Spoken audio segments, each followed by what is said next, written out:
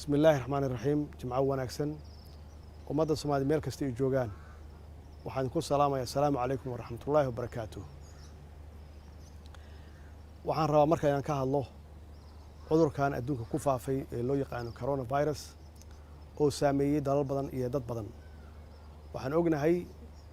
كوميونيتية الصوماليات أما جاليدها الصومالية دبدها كنول قاركود إنه سامي qaar ka mid ahna ee dhinteen ku dhinteen cudurkan qaar ka mid ahna isbitaalada u yaalaan ku dhintay waxaan Ilaahay uga baryaynaa inuu sii naxariistiisa jannadiisii eheladoodiina samir iyo iimaan ka siiyo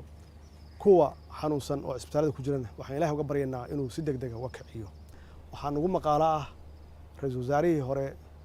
Mudane Nuur Cadde inuu hadda u xanuunsan yahay isbitaalna u yaalo cudurkan Ilaahay waxaan uga rajaynaynaa ama uga baryaynaa inuu caafimaad degdeg ah siiyo kuwa kale oo Soomaaliya iyaguna xanuunsanna inuu Ilaahay ka kiciyo si dhaqsi ah uga kiciyo cudurkan waxa la xaqiijiyay inuu Soomaaliya soo gaaray 3 qofna uu ku dhacay waxaan Ilaahay uga rajaynaynaa 3 qof inuu Ilaahay si degdeg uga kiciyo waxaan aaminsanahay oo aan rabnaa inaan soo dardaaranno ama isfarno ka daba tagiisa waxa ka wanaagsan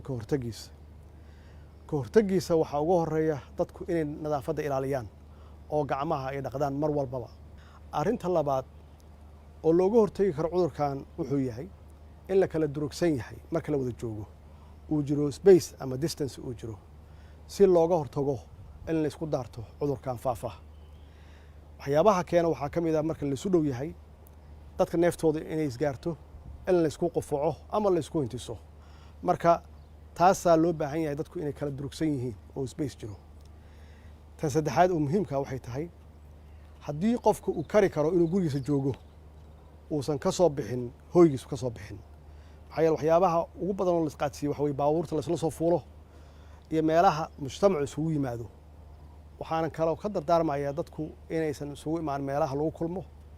ama meelaha bulshada isugu timaado maxaa yeelay meelaha ugu badan oo dadku ay ku kala qaadaan waa isu imaanshaha iyo soo dhawaanshaha waxaan ugu baaqayaa ummadeena meel kasta ay joogaan inaan cududeena isu geenno awoodeena isu geenno aan u wada jirno aan u midowno sidii aan uga hortagi lahayn cudurkan faafitaankiisa ummadda Soomaaliyeed meel kasta ay joogaan dibadda iyo gudahaba waxaan ugu baaqayaa inay raacaan ama u hoggaansamaan awaamiirta caafimaad iyo badqabkooda oo ah inay joogaan guryahooda Ilaahay waxaan ka baryaynaa cudurkan meel kasta ku faafay adduunka inuu Ilaahay ummadeena ka badbaadiyo